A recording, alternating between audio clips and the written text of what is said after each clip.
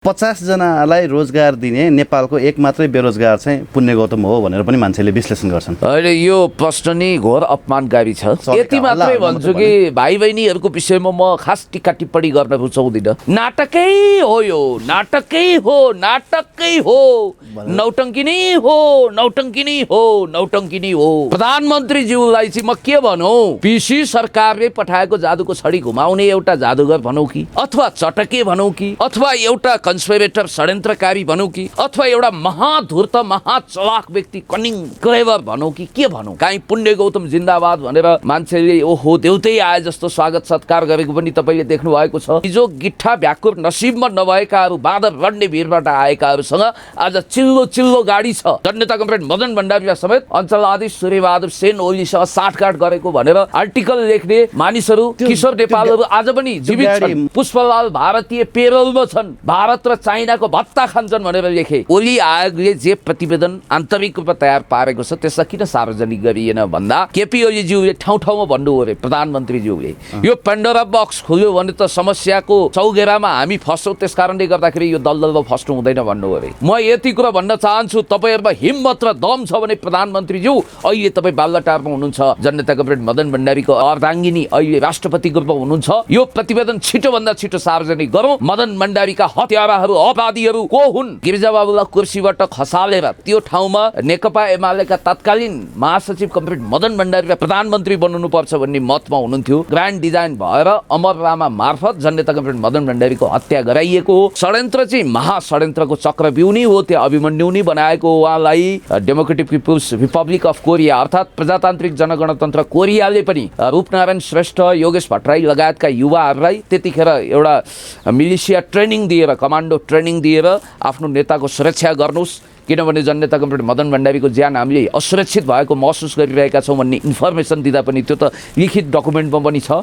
उहाँको सुरक्षामा हेलचेक्राइ गरेको हुनाले त्यस बेला जननेता कमरेड मदन भण्डारी वास्तवमा बित्नुभयो। टुडी खेलमा कम्युनिस्ट पार्टीलाई ल्याउने श्रेय पनि उहाँलाई जान्छ। कोठामा टाक्सिएको, खुम्चिएको, मरिच जस्तो चाउरिएको कम्युनिस्ट पार्टी जो जनवाद कि नौलो जनवाद कि बहुदलीय जनवाद आदि इत्यादि बहस गर्दा गर्दै हैरान भएको थियो। जननेता कमरेड मदन भण्डारीमा अद्वितीय प्रतिभा थियो, विलक्षण त्याग थियो र दूरदृष्टि थियो। खुद जननेता कमरेड मदन भण्डारीले चाहिँ इमान्दारिता, नैतिकता र व्यवस्थापनमा चाहिँ कमरेड माधव कुमार नेपाललाई ठुलो सम्मान गर्नुहुन्थ्यो। द्वन्द्वात्मक भौतिकवादमा विश्वास गर्ने कम्युनिस्ट होइन, आध्यात्मवादमा विश्वास गर्ने उत्तर आधुनिक कम्युनिस्ट हुँ भने पनि भइहाल्छ। अरूलाई चाहिँ उहाँ यति गाली गर्नुहुन्छ, यति गालीको वर्षा गर्नुहुन्छ कि गालीका शब्दकोशमा भएका चुनिन्दा शब्दहरू सबै रित्याइसक्नुभयो। यो हिन्दू सम्प्रदाय चाहिँ बहुत खतरनाक कुरा हो कि हिन्दू सम्प्रदाय राजावादीहरू मूर्ख उनकी सोझा हुन्, उनीहरूले थाहा पाउनुपर्छ विद्यादेवी भण्डारीजीको हित प्रतिकूल उहाँलाई राष्ट्रपतिबाट अपदस्थ गर्ने गरी राजावादीसँग गठबन्धन गर्नुहुन्छ। यो त के भने थाङ्नामा सुत्नेहरू रहर जस्तो लाग्छ। अनि मृगौला मेरो बेची पाऊँ भन्नेको मृगौला उहाँले कसैले पनि बेचिदिन्छ, त्यो ठुलो कुरै होइन। अर्को कुरो उहाँ चाहिँ लडाकुको नेता रे, लडाकुको अगाडि ल हटाइदियो भने के हुन्छ, डाकु हुन्छ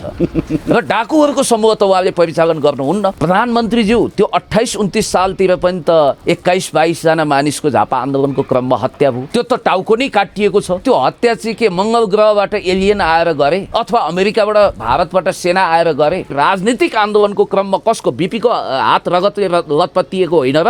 नेपालको एउटा मलाई पार्टी देख्नुहोस् जसको पृष्ठभूमि रक्तरञ्जित छैन र त्यो पार्टी सत्तामा पुगेको होस्, बलियो भएको होस्। 53 सालको चैतको मूल्याङ्कन भन्ने पत्रिकामा श्याम श्रेष्ठजी त्यसको सम्पादक हो। केपी ओलीज्यूले एउटा स्टेटमेन्ट दिनुभएको छ, दिमागभरि आतङ्ककारी सोच बोकेका केही हुल्लडबाज भुस्तिग्रेहरू गएछन्, अरिङ्गालको गोलोमा ढुङ्गा हानेछन् अनि त्यसपछि रगत बगाएछन्। तिनले बगाएको रगतलाई मैले रजस्वला भएकी स्त्रीले बगाएको रगतसँग तुलना नगरेर के गर? काशी तिवारीको हत्याकाण्डमा प्रभु शाहजीको हात रगतले लतपतिएको छ भनेर बगावत गर्ने उहाँलाई जसरी पनि पक्रिनुपर्छ भनेर त्यतिखेर प्रधानमन्त्रीज्यूले भनेको कुरा गृहमन्त्री रामबहादुर थापाजीलाई यसरी तर्साइयो रे, निर्मला हत्याकाण्डको फाइल खोल्न सक्छ तपाईँको छोरो फलाना। उहाँ त्यतिखेर त्यही पुगेका छन्, चस्मादित गवाहहरूले बयान दिइसके भनेर उहाँले तर्साइसकेपछि उहाँ यता मिटिङ बस्दै थियो नेकपाको सचिवालयमा, बादलजी जाँदै हुनुहुन्थ्यो, त्यहाँबाट गाडी मोड्नुभयो अरे।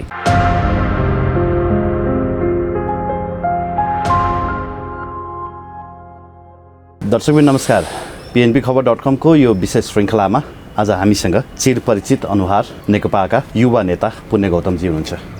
पुण्य सर स्वागत छ यहाँलाई pnp.com मा। हजुर धेरै धेरै धन्यवाद पिएनपी र स्पेसली तपाईँ युवराज सरलाई। आराम हुनुहुन्छ पुण्यजी? ठिक छु, आराम छु, त्यसैले त तपाईँसँग बातचित गर्न आएको छु। तपाईँ विभिन्न कार्यक्रमहरूमा देखिनुहुन्थ्यो, सामाजिक कार्यक्रमहरूमा होइन? सामाजिक सञ्जाल खोल्ने बित्तिकै 10वटा भिडियो मध्ये 9वटा भिडियो त यहाँकै हुन्थ्यो। पछिल्लो समय हराउनु भयो नि त, किन हो खास कारण? यो मेरो स्वैच्छिक रोजाइ हो।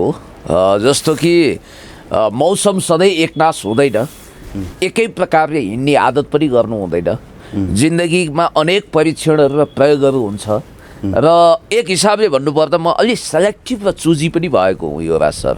र अहिले यो पछिल्लो समय भन्ने भाषा खुब प्रयोग भएको छ। अहिलेको समयमा भन्छु म, अहिलेको समयमा धेरै कामहरू गर्नु छ, पोलिटिकल काममा व्यस्त छु, राजनीतिक मिटिङहरू हुन्छ, सभाहरू हुन्छ, सम्मेलनहरू हुन्छ, त्यहाँ पुग्नु पर्यो, अरू कामहरू गर्नु पर्यो, व्यवहारिक कामहरू हुन्छ, पारिवारिक कामहरू हुन्छ।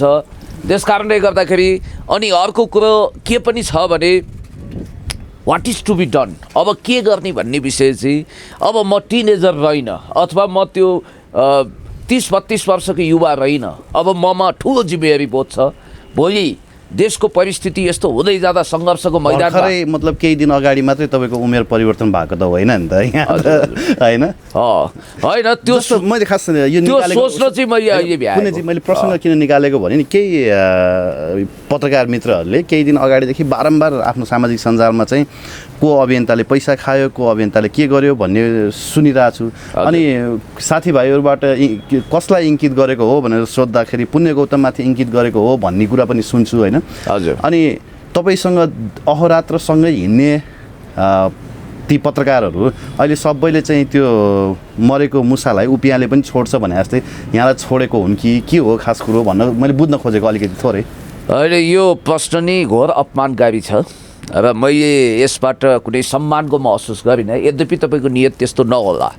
म बजारमा यति मात्रै भन्छु कि भाइ बहिनीहरूको विषयमा म खास टिक्का टिप्पणी गर्न रुचाउँदिनँ। मैले टग अफ वार गर्ने सौख पनि लिन्न, किनभने म आफ्नै स्तरका मानिसहरूसँग प्रतिस्पर्धामा हुँला र हुन्छु। र जहाँसम्म मलाई लाग्छ उहाँहरूले कसलाई भनेको के भनेको त्यो विषयमा कुनै ठोस प्रमाणसहित अथवा नामसहित किटान नगरेको हुनाले त्यस्तो हावादारी विषयमा मैले खण्डन मण्डन पनि गर्दिनँ र त्यसको तथ्य र प्रमाण अथेन्टिक कुराहरू नभइकन कसैले बोल्नु पनि हुँदैन। र अर्को कुरा म च्यालेन्ज गर्छु, हिजोसम्म जो मान्छे फाटेको चप्पल घिसारेर हिँड्थ्यो, जो मान्छे जसको एक हिसाबले भन्नुपर्दा चल्लीको हाड देखिन्थ्यो, ती मान्छेहरू आज गाडी बाइक आदि इत्यादि महँगो महँगो लिएर हिँडेका छन्। पुण्य गौतम अहिले पनि 11 नम्बरको गाडीमा निर्भर छ। भनेको के भने 2 खुट्टा, यो बहुत सुस्त छ, ढिलो छ र उसले आफ्नो आर्थिक हैसियत कहिले पनि उकासेन, उठाएन। त्यस कारणले गर्दाखेरि मेरो व्यवहार, मेरो जीवन ट्रान्सपरेन्ट छ। यो व्यवहार स्वयं सिद्ध तथ्य हो कि व्यवहारिक हिसाबले तपाईँले देखिरहनु भएको छ। तपाईँसँग पनि म वर्षौँदेखि सङ्गतमा छु। तपाईँहरूले कहिलेकाहीँ भन्नुहुन्छ धेरैको जिन्दगी परिवर्तन भयो। हिजो बाँदर बन्ने भिरबाट आएकाहरू, हिजो गिट्ठा भ्याकुर खाने ठाउँबाट, त्यति मात्रै हो र 50 जनालाई रोजगार दिने नेपालको एक मात्रै बेरोजगार चाहिँ पुण्य गौतम हो भनेर पनि मान्छेले विश्लेषण गर्छन्। बेरोजगार म होइन। यदि म बेरोजगार हुँ भने प्रधानमन्त्रीज्यू पनि बेरोजगार हो, अनि त्यसपछि सबै नेताहरू बेरोजगार। राजनीतिक पेसा त आफ्नो ठाउँमा छ होइन, पेसा भन्दा पनि अब म बेरोजगार भएँ भनेर कुनै ढोल पिटेको छैन। विज्ञापनमा मैले आफ्नो नाम आवेदन दर्ता गराएको छैन। मलाई जागिर पाऊँ भनेर कतै डिमान्ड गरेको छैन। म आत्मनिर्भर छु। आत्मनिर्भर हुँदासम्म मेरो टपरीमा कसैले पनि सिधा हाल्नु भएको छैन। अर्को कुरो पनि म स्पष्ट रूपमा के भन्न चाहन्छु भने यी तमाम झिना मसिना लान्छनाहरू लाग्दै गर्दा काहीँ पुण्य गौतम जिन्दाबाद भनेर मान्छेले ओहो देउतै आए जस्तो स्वागत सत्कार गरेको पनि तपाईँले देख्नु भएको छ। मेरो जिन्दगी खुल्ला किताब जस्तो हो। मभन्दा धेरै राम्रा मान्छे पनि हुनुहोला, तर मेरो एउटा च्यालेन्ज छ। मैले फेरि गरिब वर्गलाई हेपेको होइन। हिजो गिट्ठा भ्याकुर नसिबमा नभएकाहरू, बाँदर लड्ने भिरबाट आएकाहरूसँग आज चिल्लो चिल्लो गाडी छ, उनीहरूको सोफिस्टिकेटेड लाइफ छ, 5 स्टारमा लन्च डिनर खाने हैसियत छ, अनि नयाँ नयाँ कोटहरू दिनौँ फेरिन्छन्। तर पुण्य गौतम मध्यम वर्गीय परिवारमा जन्मिएर पनि उसले आफ्नो जिन्दगीलाई काँचुली फेरे जस्तो फेर्न पाएको छैन र फेर्दैन पनि। र म वर्गीय हिसाबले पनि सही चिन्तनमा छु। त्यसैले गर्दा अब यो कागहरू कराउँदै गर्दा, पिनाहरू सुक्दै गर्दा अनि कुत्ताहरू भुक्दै गर्दा हात्ती पनि बजारमा लम्किँदै गर्दा अर्को कुरा म भन्छु तपाईँलाई, यदि कसैले तपाईँलाई माया प्रेमले ल भाइ यसो खाजासाजा खानुहोस् यताउता गर्नुहोस् भनेर तपाईँको खल्तीमा 2-4 पैसा हालिदिन्छ भने त्यसलाई नाजायज रूपमा दुष्प्रचार गर्नु भनेको चाहिँ जसले दुष्प्रचार गरेको छ ती मान्छेहरू कम्तीमा यदि नर्कको अस्तित्व छ भने 2-3 जुनी त नर्कमा खस्लान् जस्तो लाग्छ मलाई। पाप एक हिसाबले भन्नुपर्दा मित्रघात यसको चरमचुरी भएको छ र म कसैको पनि नाम लिन चाहन्न, किनभने तपाईँलाई थाहा छ नि मैले होचा मानिसहरूसँग प्रतिस्पर्धा गर्न आफ्नो अग्लो कदलाई घटाउनु हुँदैन, मैले आफ्नो औकात र हैसियत घटाउनु हुँदैन। र हिजो कसलाई यी कुरा त बुझ्नु भएन नि त, उनीहरूकै सङ्गतमा त लाग्नु भयो नि त। यति समयसम्म त मैले यहाँलाई बुझाउनको लागि त आज होइन 3 वर्ष अगाडि नै धेरै प्रयत्न छोडिदिनुहोस् न। मान्छे के भने आकाशको राहु पातालको केतु एकचोटि नपरी कसरी चेतु पटक पटक परेर पनि हन्डर ठक्कर खाएर पनि म सोझो मान्छे भावुक मान्छे अलिकति लिफ्ट दिएँ होला, मेरो ढाडमा टेकेर टाउकोमा हानियो होला। यहाँ आरोप कसलाई लागेन तपाईँलाई थाहा छ नि, खुद बिपी कोइराला इन्दिरा गान्धीको पेडर थिए, भारतको रहका जासुस थिए भनेर त्यतिखेरका अखबारहरूले कति उछाले। सामाजिक सञ्जाल पो थिएन त्यतिखेरको मूलधारको मिडिया रेडियो नेपालले समेत फुक्यो। जननेता कमरेड मदन भण्डारीलाई समेत अञ्चलाधीश सूर्यबहादुर सेन ओलीसँग साठगाँठ गरेको भनेर आर्टिकल लेख्ने मानिसहरू किशोर नेपालहरू आज पनि जीवित छन्। मदन भण्डारी चढेको गाडी चाहिँ सूर्यबहादुर सेन ओलीको हो र? मैले भन्न खोजेको किशोर नेपालहरूले, म नामै तोकिदिन्छु तपाईँलाई, किशोर नेपाल लगायतका माथवर सिंह बस्नेत लगायतका पत्रकारहरूले त्यतिखेर पुनर्जागरण लगायतका देशान्तर लगायतका अखबारमा के लेखे, मदन भण्डारी अञ्चलाधीशको तलबी एजेन्ट हो भनेर समेत लेखे। हामीले देखेको, हामीले अञ्चलाधीशको कार्यकक्षमा भेट्यौँ भनेर घटिया झुटो फरेब वाहियात किसिमको गोइबल शैलीको स्याल हो। यहाँ त म चाहेको इतिहास त्यति मात्र भएन नि त, मदन भण्डारी चढेको जिप पनि पूर्व अञ्चलाधीशकै थियो भनेर त अहिले केही पत्रकारहरूले बोलिरहेका छन्।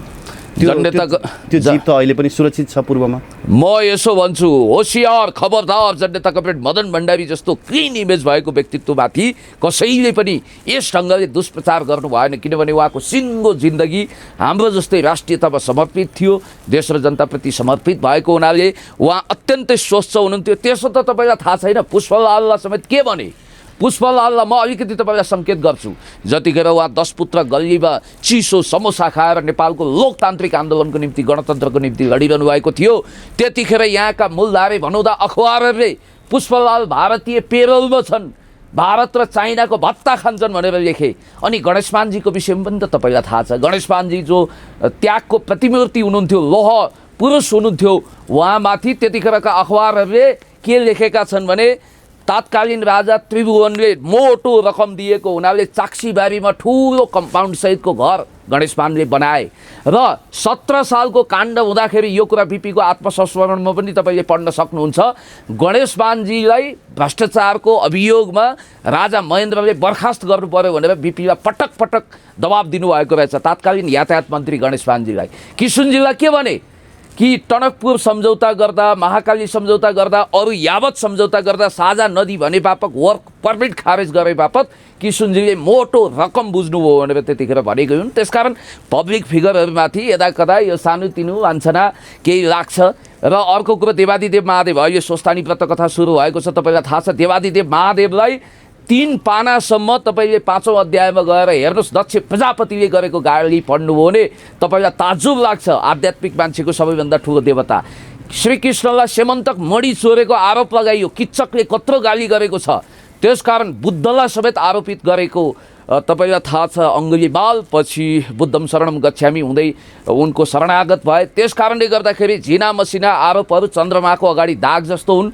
म भन्छु तपाईँलाई एउटा अर्को कुरा पनि भन्न चाहन्छु, एउटा सायरको उग छ, तपाईँ आफ्नो अनुहार फोहोर छ अनि ऐना पुस्नुहुन्छ, अनि तपाईँले आफ्नो अनुहार एकचोटि ऐनामा पनि हेर्ने कि ल अरू विषयमा अलिकति मदन भण्डारीको कुरा उठिहाल्यो होइन। मैले केही व्यक्तिहरूसँग, राजनीतिक व्यक्तिहरूसँगै कुराकानी गर्दा पनि यो कुराहरू उठिरहेको छ। त्यति बेला अहिलेका सम्माननीय प्रधानमन्त्री केपी शर्मा ओलीले चाहिँ सरकारी प्रतिवेदनलाई इन्कार गरेर आफ्नै एउटा जाँचबुझ आयोग गठन गरी एउटा प्रतिवेदन बनाउनु भएको थियो। मदन भण्डारी हत्या प्रकरणको चाहिँ यो चाहिँ सुनियोजित हत्या हो भनेर त उहाँहरूले बोल्नु पनि भएको थियो, आन्दोलन पनि गर्नुभएको थियो। त्यो प्रतिवेदन चाहिँ कहिले पनि खुलेन रे क्या। आज प्रधानमन्त्रीको पदमा केपी शर्मा ओली हुनुहुन्छ होइन राष्ट्रपतिको पदमा विद्यादेवी भण्डारी हुनुहुन्छ उहाँहरूले आजको दिनमा पनि खोल्न नसकेको त्यो फाइल कहिले खुल्लेला त त्यो प्रतिवेदन कहिले खुल्लेला उहाँहरूले चाहिँ के भन्नुभएको छ भने यो प्रतिवेदन सार्वजनिक गर्नु पर्यो भन्नुभएको छ हजुर होइन मैले के तपाईँ पनि के भन्नुहुन्छ? होइन के पनि सुनेको छु यो राज्य भने तपाईँले सुनेको कुरा सही तथ्य होला जस्तो त्यतिखेरैदेखि अहिलेसम्म त्यो प्रतिवेदनलाई सार्वजनिक गर्नु पर्यो तुलाधर आयोग बन्यो ओली आयोग बन्यो प्रचण्डराज अनिलको नेतृत्वमा पनि आयोग बन्यो अनिल आयोगलाई त नमानेरै होइन अब ओलीजीहरूले त्यसलाई अस्वीकार गरेर यता शक्तिशाली आयोगहरू बन्यो तर ओली आयोगले जे प्रतिवेदन आन्तरिक रूपमा तयार पारेको छ त्यसलाई किन सार्वजनिक गरिएन भन्दा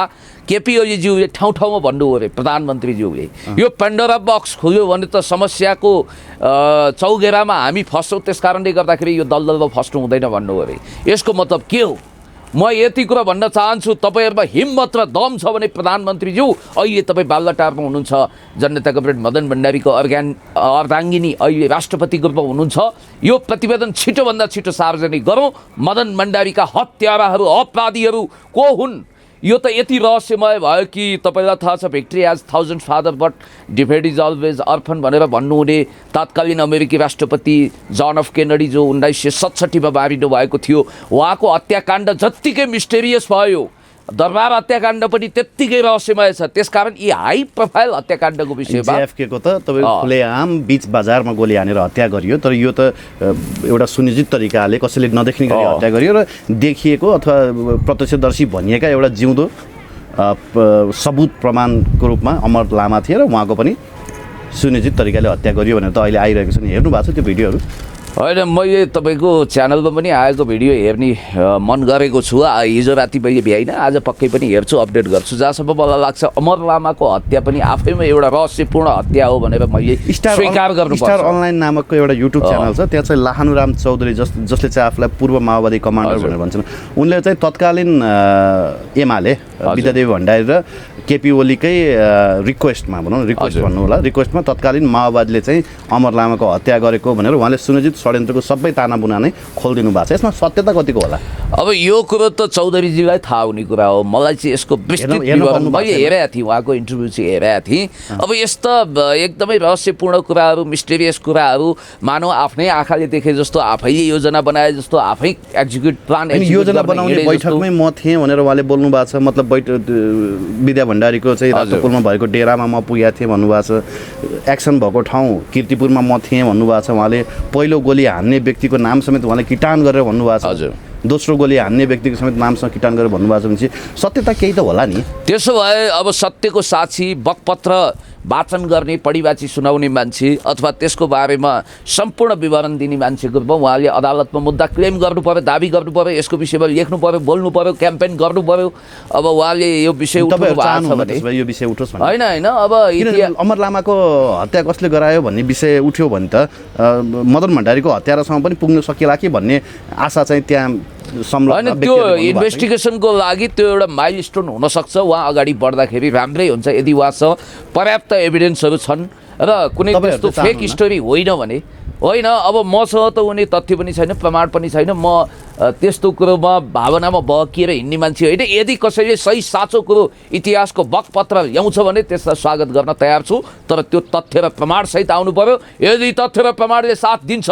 र अपराधीको पहिचान हुन्छ भने त्यो त हिस्ट्रीमा एउटा ठुलो सफलता हुन्छ नि त जस्तो अझै पनि मैले केही व्यक्तिहरूसँग कुराकानी गर्दाखेरि कतै न कतै पार्टीको पनि हात हुनसक्छ भन्नुहुन्छ नि तत्कालीन एमालेको यहाँलाई के लाग्छ त्यस्तो पनि हुनसक्ला नेपालमा नेपालका कम्युनिस्टहरू त एक आपसलाई सिद्ध्याउने रणनीतिमा लागेका छन् भन्ने त अहिलेको सिनेरियोले स्पष्ट देखाइरहेको छ त्यति बेला पनि प्रतिस्पर्धीहरूलाई चाहिँ सिद्ध्याएर चाहिँ आफू अगाडि बढ्ने दाउमा चाहिँ कम्युनिस्टहरू लागेका छन् भनेर त एकजना पुराना कम्युनिस्ट नेताले मलाई हिजो मात्रै भन्नुभयो होइन अब केही मानिसको दिमागमा षड्यन्त्र भरिएको हुन्छ र उनीहरू आफू जस्तो त्यसलाई त्यही देख्छन् र कन्स्पिरेसी थ्योरीमा बिलिभ गर्नेहरूले कहिलेकाहीँ यस्तो कुरा सोच्न सक्छन् तर राजनीति सधैँ षड्यन्त्रले चल्दैन बन्दुघात कोतपर्व अथवा यदुवंशीय लडाइँ मात्रै राजनीति होइन र त्यो हुनु पनि हुँदैन मलाई जहाँसम्म लाग्छ तत्कालीन घटनाक्रमको हिसाबले जननेता कमरेड मदन भण्डारीको जुन इमेज थियो जुन उचाइ थियो जुन हाइट थियो समकालीन नेताहरूमा त्यति हाइट कसैको पनि थिएन सायद लगायत प्रधानमन्त्रीको कुर्सीमा आसीन हुनुभएका गिरिजाप्रसाद कोइराला समेत नतमस्तक हुनुहुन्थ्यो उहाँसँग। मैले बुझेअनुसार जानेअनुसारको कुरा चाहिँ के भने वामदेवजीको इन्टरभ्यू पनि मैले हेरेको थिएँ वामदेव गौतमजीको। त्यतिखेर 36 र 74मा डिभाइड भइसकेको थियो काङ्ग्रेस। गणेशमानजी र किशुनजीहरू आन्तरिक रूपमा गिरिजाबाबुलाई कुर्सीबाट खसालेर त्यो ठाउँमा नेकपा एमालेका तत्कालीन महासचिव कमरेड मदन भण्डारीलाई प्रधानमन्त्री बन्नुपर्छ भन्ने मतमा हुनुहुन्थ्यो। बरु खुद जननेता कमरेड मदन भण्डारीले त्यो कुरा इन्कार गरिरहनु भएको थियो। उहाँले भन्नुभएको थियो हाम्रो संसदीय दलको नेता कमरेड मनमोहन अधिकारी हुनुहुन्छ, हाम्रो पार्टीको अध्यक्ष हुनुहुन्छ, भलै म शक्तिशाली महासचिव हौँला, हामीले पार्टी चलाउनुपर्छ, त्यसकारण यदि त्यो सम्भव भयो भने पनि मनमोहन अधिकारीजीलाई नै बन्नुपर्छ भन्ने उहाँको मत थियो। तर कङ्ग्रेस चाहिँ स्ट्रङली एउटा बलियो नेता हामीलाई चाहिन्छ, त्यसकारण मदन भण्डारीकै खाँचो छ भनेर गणेशमानजीको तर्फबाट तीव्र लबिङ हुँदाखेरि देशी विदेशी प्रतिक्रियावादी षड्यन्त्रकारी अब विभिन्न खालका तत्त्वहरूको सम्मिश्रणमा त्यो खालको ग्रान्ड डिजाइन भएर अमर रामा मार्फत जननेता कमरेड मदन भण्डारीको हत्या गराइएको हो अथवा दुर्घटना गराइएको हो भन्ने कुरो चाहिँ मैले धेरै ठाउँमा सुनेको छु र तथ्यहरूले त्यस्तै बोल्छन् पनि।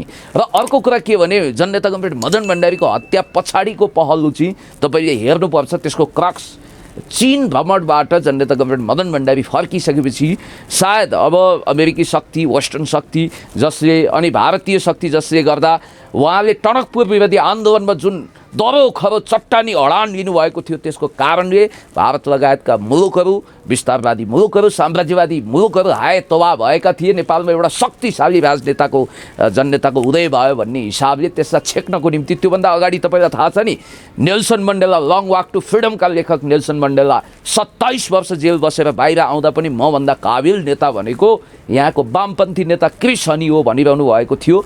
त्यही क्रिस हनीको हत्या भएको थियो त्यतिखेर दक्षिण अफ्रिकामा, साउथ अफ्रिकामा। त्यही दरमियानमा ठ्याक्कै त्यसको केही समयपछि नि जननेता कमरेड मदन भण्डारीको हत्या हुनु भनेको त्यो अद्भुत संयोग वा चमत्कार के थियो तपाईँ आफै बुझ्नुहोस्। किनभने पेटिस्ट लुमुम्बालाई कसरी हत्या गरिएको थियो, थोमस सङ्करालाई कसरी हत्या गरिएको थियो, अन्तर्राष्ट्रिय हत्या स्क्यान्डलहरू पनि तपाईँलाई थाहा छ, अध्ययन गर्नुभएको छ। त्यो षड्यन्त्र चाहिँ महाषड्यन्त्रको चक्रव्यूह नै हो, त्यो अभिमन्यु नै बनाएको उहाँलाई।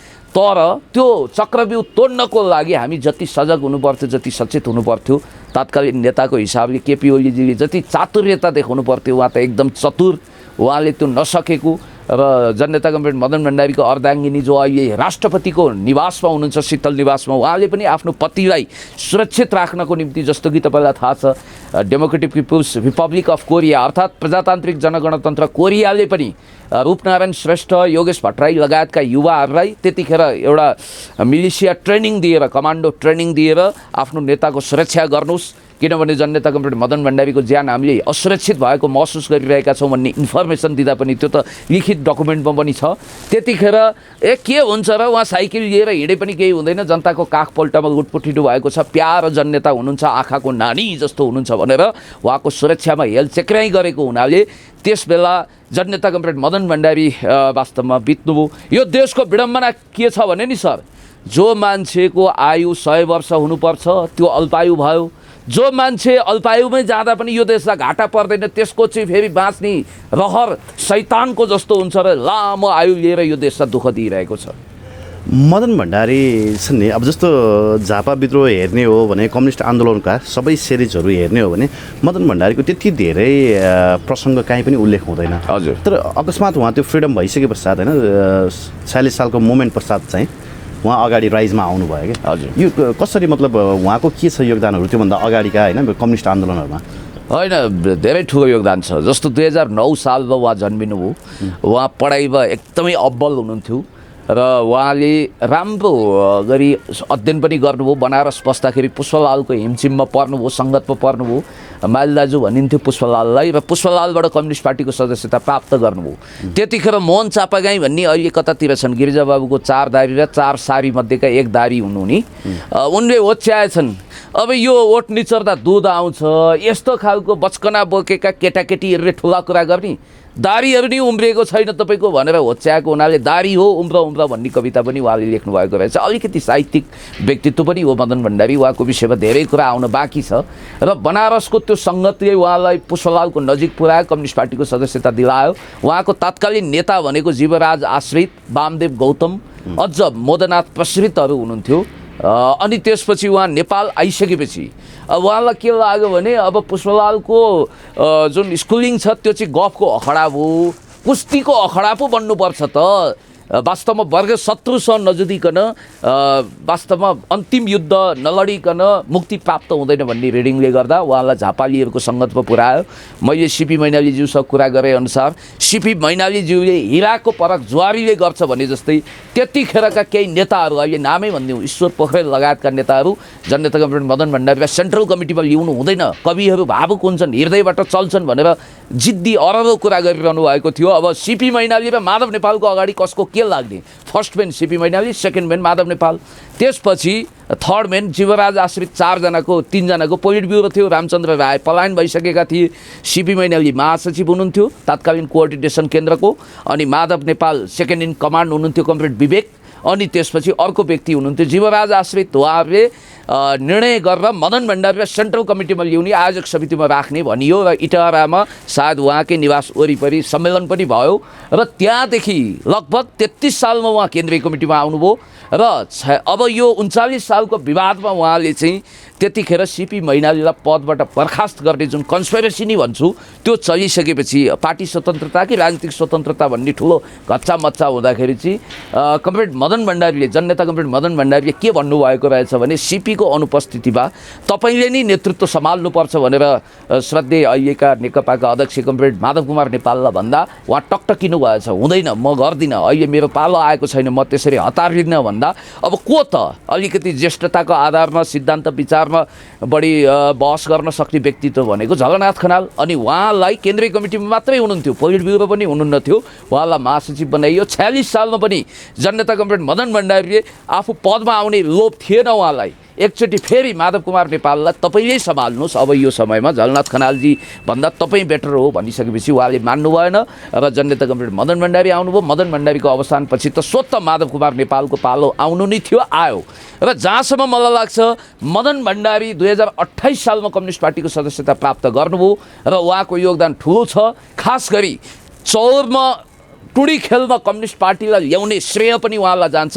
कोठामा टाक्सिएको, खुम्चिएको, मरिच जस्तो चाउरिएको कम्युनिस्ट पार्टी जो जनवाद कि नौलो जनवाद कि बहुदलीय जनवाद आदि इत्यादि बहस गर्दा गर्दै हैरान भएको थियो र जोगीहरूको अखडामा बसेर वेदान्ती बहस गर्दै गफ शास्त्रमा महारत हासिल गरेका मान्छेहरूले शास्त्रास्त्र गरेको बेला कोही दक्ष प्रजापतिको टाउको हो बहुदलीय जनवाद भनेर त्यसरी अपमान गर्ने गरी अभिव्यक्ति दिइरहेको बेला, कसैले अब के भनिरहेको बेला जननेता कमरेड मदन भण्डारीले यस्तो होइम ल्याउनु भयो, आदि तुफान आदि बेरी ल्याइदिनु भयो कि त्यतिखेरको कुरा तपाईँलाई थाहा छ, चिलिमीले घ्याम्पो फटाइदियो, नपत्याउने खोलले बगाइदियो। धेरैले भन्थे, अब त्यहाँ त मलाई अहिले पनि थाहा छ भट्टराई बन्धुहरू हरिबोल र यो मनमोहन भट्टराईले होइन यो 7 पत्रे दुलोबाट कुन रहस्यमय व्यक्ति आयो जसले यत्रो दन्दनाएर भाषण गरिरहेको छ, हिजोको पृष्ठभूमि के भनेर भनेको। अनि लीलामणि पोखरेलले समेत ए हो र त्यस्तो बोल्ने मान्छे हो र, त्यतिखेर त क्यासेटको जमाना थियो, युट्युब थिएन, सुन्नुभएको रहन्छ, उहाँले आफूलाई सर्वश्रेष्ठ वक्ता ठान्ने। त्यसरी हेलो होचो गरेको व्यक्तित्व जननेता कमरेड मदन भण्डारीमा अद्वितीय प्रतिभा थियो, विलक्षण त्याग थियो र दूरदृष्टि थियो, उहाँ देशभक्त हुनुहुन्थ्यो। त्यस कारणले गर्दाखेरि मलाई जहाँसम्म लाग्छ नेपालको समकालीन राजनीतिक इतिहासमा 46 सालपछिको इतिहासमा जननेता कमरेड मदन भण्डारीको लेभलमा त्यो खुबीमा पुग्न सक्ने कोही पनि व्यक्तित्व छैन। तर खुद जननेता कमरेड मदन भण्डारीले चाहिँ इमान्दारिता, नैतिकता र व्यवस्थापनमा चाहिँ कमरेड माधव कुमार नेपाललाई ठुलो सम्मान गर्नुहुन्थ्यो भन्ने मैले बुझेको छु। किनभने कहिलेकाहीँ अब यो भनिहाल्नुपर्छ, अब पार्टी साटीमा जाँदा यसो 1-2 पेग लिने बानी उहाँको पनि रहेछ। त्यो विजय कुमारको आत्मसंस्मरणमा पनि तपाईँले पढ्नु भएको छ। र त्यतिखेर चाहिँ विजय कुमार पाण्डेको माधव नेपालज्यू त अब म जस्तै हो, जाँड रक्सी चुरोट बिडी खनी सुपारी पान गाँजा भाङ केही नखाने, उहाँलाई त्यो असह्य हुने। अनि जननेता कमरेड मदन भण्डारी पार्टीको महासचिव हुनुहुन्थ्यो, अनि माधव कुमार नेपाल अगाडि पर्नु हो भने चाहिँ उहाँले एक चुस्की पनि लिनुहुन्न थियो कि कहिलेकाहीँ ओकेजनली लिने मदन भण्डारीले पनि लिनुहुन्न थियो भन्ने कुरा धेरैतिर आएको छ। निकै महत्त्वपूर्ण कुराहरू सुन्न पाइए होइन। अब मैले खासमा यो बहस अलिकति कन्टेम्पोरेरी इस्युहरूमा होला कि भन्ने सोचेको थिएँ, सुरुवातै अलिकति अफ ट्र्याकबाटै भयो। म यसलाई अफ ट्र्याकमै कन्टिन्यू गर्ने प्रयास गर्नेछु होइन। एकजना प्रोफेसर डाक्टर सुरेन्द्र केसी भन्नेले चाहिँ पिएचडीमा आफ्नो रिसर्च चाहिँ नेपालका कम्युनिस्टहरू कम्युनिस्ट नै होइनन् भनेर गर्नुभएको छ। र उहाँले त्यो कुराहरू प्रमाणीकरण गरेर आफ्नो रिसर्च थेसिस सकाउनु भएको छ। अब यहाँलाई के लाग्छ, आज केपी ओली पनि पशुपतितिर गएर 1.25 लाख बत्ती बाल्न थाल्नुभयो। हजुर, यो के हो? मतलब नेपालका कम्युनिस्टहरू चाहिँ अब द्वन्द्वात्मक भौतिकवादमा चाहिँ विश्वास नगर्ने, यहाँ पनि धेरै जस्तो त रामायण पुराणकै कुराहरू पनि उठाउनुहुन्छ होइन? सबैजना चाहिँ भित्र चाहिँ जे जस्तै भए पनि धार्मिक आस्था चाहिँ हुँदो रहेछ है? होइन, यसरी भनौँ, हाम्रो समाजको परम्परागत मूल्य, मान्यता, भ्यालुजहरूलाई अपमान गर्नु हुँदैन। अपमानको कुरा गरेन मैले, होइन, सम्मान गर्नुपर्छ। यसको मतलब सर्वधर्म समभाव, कुनै पनि धर्मलाई काखा पाखा गर्नु हुँदैन, त्रेतायुगको कैकैले भन्ने मान्यता त हामीले सेकुलरिजममा बोकेकै छौँ।